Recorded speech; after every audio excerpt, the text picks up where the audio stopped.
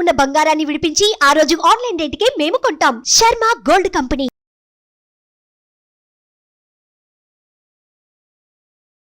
నమస్కారం, welcome to Suman TV. నేను గీతాంజలి. సనాతన ధర్మంలో మనకి ఎన్నో సందేహాలు ఉంటాయి, అలాగే ఎన్నో సమస్యలని మనం ఎదుర్కొంటూ ఉంటాం. వీటన్నింటికీ కూడా ఒక పరిష్కారం ఉంటుంది అని చెబుతారు. వాటిని నివృత్తి చేసేందుకు, మనకున్నటువంటి సందేహాలకి ఒక సమాధానం ఇచ్చేందుకు ప్రస్తుతం మనతో పాటు ఉన్నారు శ్రీ విద్యాపీఠం వ్యవస్థాపకులు. గత 45 సంవత్సరాలుగా శ్రీ విద్య ఉపాసన చేస్తూ ఎంతో మందికి మంత్రోపదేశం చేసిన శ్రీ గురు కరుణామయ్య గారు మనతో పాటు ఉన్నారు. గురుగారితో మాట్లాడి మరిన్ని విషయాలు తెలుసుకుందాం. గురుగారు నమస్కారం అండి. నమస్కారం. గురువుగారు, పేర్ల విషయంలోనండి, మా అబ్బాయికి ఏ పేరు పెట్టాలి, మా అమ్మాయికి ఏ పేరు పెట్టాలి అని కొంతమంది గురువుగారిని పెద్దవాళ్ళని సంప్రదిస్తూ ఉంటారు. కొంతమంది ముందే ఫిక్స్ అయిపోతాం, పాప పుడితే ఈ పేరు, అబ్బాయి పుడితే ఈ పేరు, మా నాన్నగారి పేరు పెట్టుకోవాలి, మా అమ్మగారి పేరు పెట్టుకోవాలని ఇలా కొంతమంది రకరకాలుగా.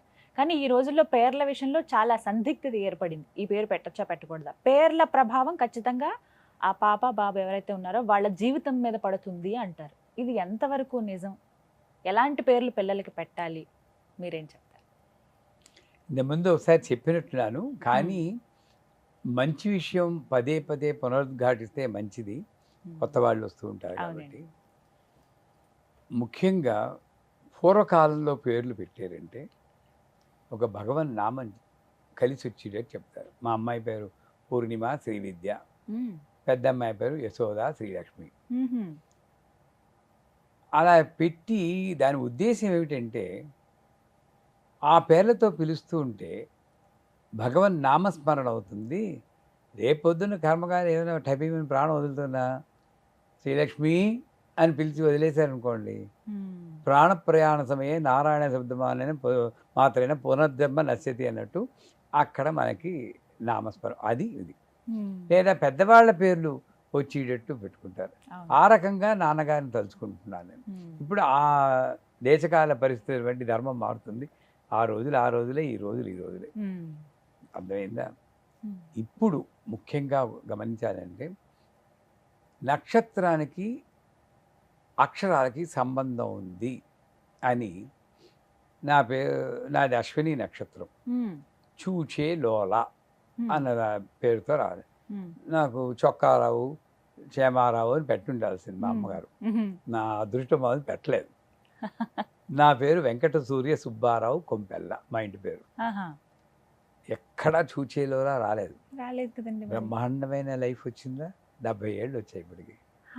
నేనే ఒక నిదర్శనం.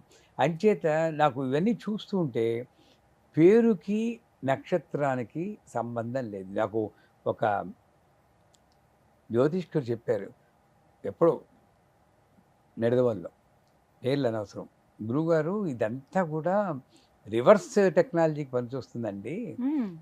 ఒక రిక్షావాడు ఆటోవాడు వచ్చి అయ్యా బాబు నా జాతకం చెప్పమంటే ఎప్పుడు పుట్టారో తెలియదు అయ్యా, నీ పేరేంటి? చొక్కారం. ఓకే, చూచేలలో కలిసి అశ్విని నక్షత్రం అని రివర్స్లో క్యాల్కులేట్ చేస్తాం ముందు. తర్వాత అతని జీవితంలో జరిగిన పెళ్ళి ఎప్పుడైంది దాన్ని అడ్జస్ట్ చేస్తాం. అలా పనికి వస్తుంది. అది నిజమో కాదో చెప్పడానికి నాకు జ్యోతిష్కం తెలియదు, వాస్తు తెలియదు. దాని జోలికే నేను వెళ్ళను, ఇది నా కాని సబ్జెక్ట్. కాకపోతే ఒక పేరు పెట్టి పిలిచేటప్పుడు వాళ్ళకి మంచి జరగాలి, నాకు మంచి జరగాలి. ఈ మంచి జరగడానికి 5 అక్షరాలు ఉన్నాయి. ఈ పేరులో 5 అక్షరాలు కలిపి అనుకో, నా పేరు సుబ్బారావు, దీంట్లో 3 మంచి అక్షరాలు స ర వ. అందువల్లనేమో బ్రహ్మాండమైన జీవితం వచ్చేసింది. ఈ 5 అక్షరాలు ఒకసారి చెప్తాను. స ర త వ మ. స ర త వ మ. ఈ 5 అక్షరాలు మ్యాక్సిమం వచ్చేటట్టు చేయాలి. అలా పెట్టండి. ఒక అర్థవంతమైన పేరు. శ్రీ మనస్విత, శ్రీ సమన్విత, అన్ని అక్షరాలు వచ్చేసాయి. అలాగే కాకపోతే ఏదైనా మంచి పేరు మ్యాక్సిమం వచ్చేటట్టు పెట్టుకోవాలి.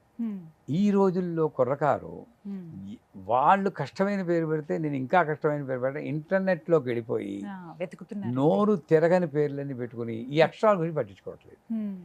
దానివల్ల కొంచెం డెఫినెట్గా పిలిచి పిలిచి పిలిచి సౌండ్తో ఎనర్జీ ప్రొడ్యూస్ చేస్తా ఉన్నాం. ఆ ఎనర్జీ పిల్లకో తగులుతుంది.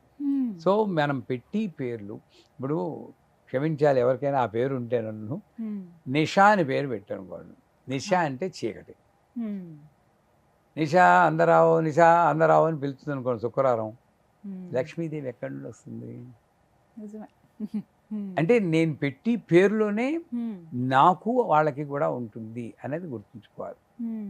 అంచేత ఎవరు పేరు పెట్టినా సరే స ర త వ మ శాశ్వత్ దత్త మా మనవడిగా పేరు.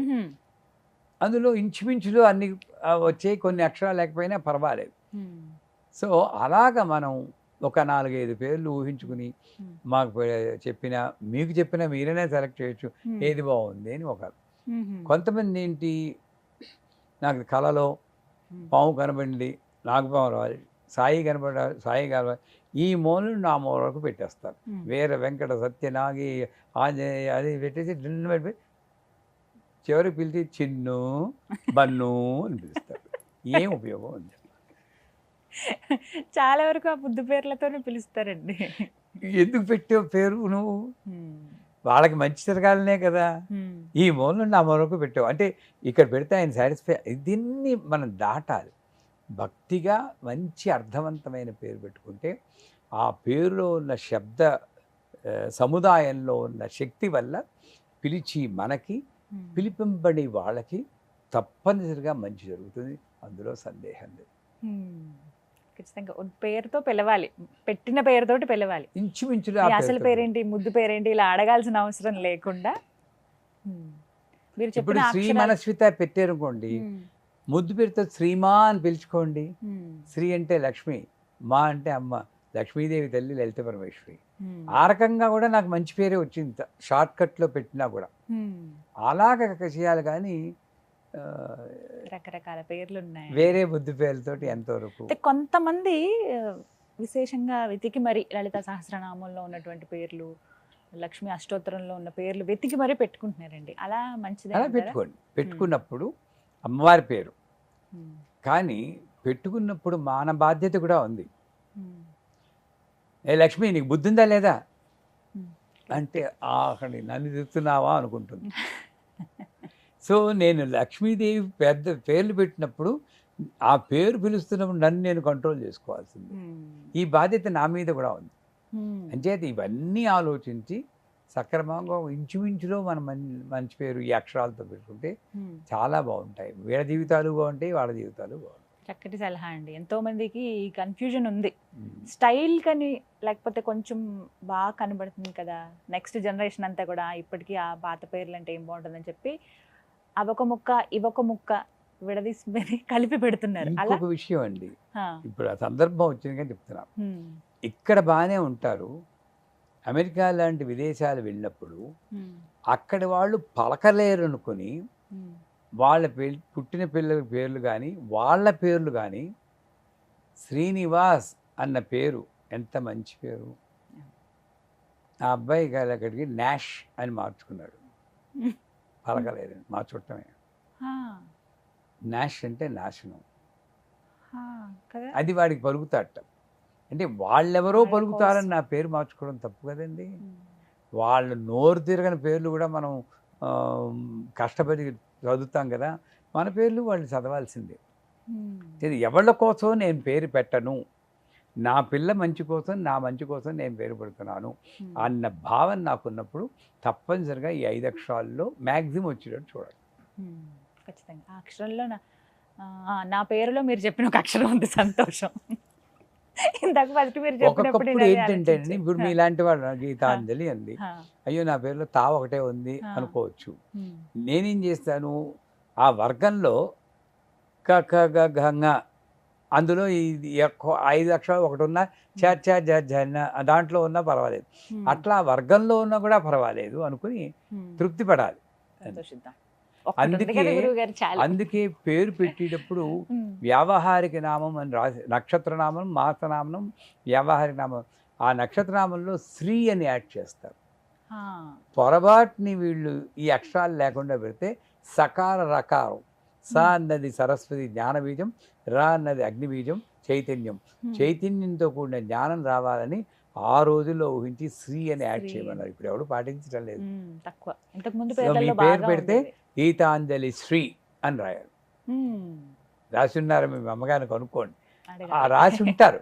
మ్మ్. ఆ శ్రీ అన్న వల్ల కొంచెం మ్మ్. అన్ని రహస్యాలు ఉన్నాయి పేర్లు. పేర్లలో చాలా సింపుల్గా అనేసుకుంటున్నాం, కానీ ఆలోచించి పెట్టాలి పేర్లు పెట్టేటప్పుడు, అమ్మాయి అయినా అబ్బాయి అయినా. చాలా చక్కగా వివరించారు గురువుగారు. నమస్కారం. సుమన్ టీవీలో మీ పర్సనల్ అండ్ బిజినెస్ ప్రమోషన్స్ కోసం కింది నెంబర్కి కాంటాక్ట్ చేయండి.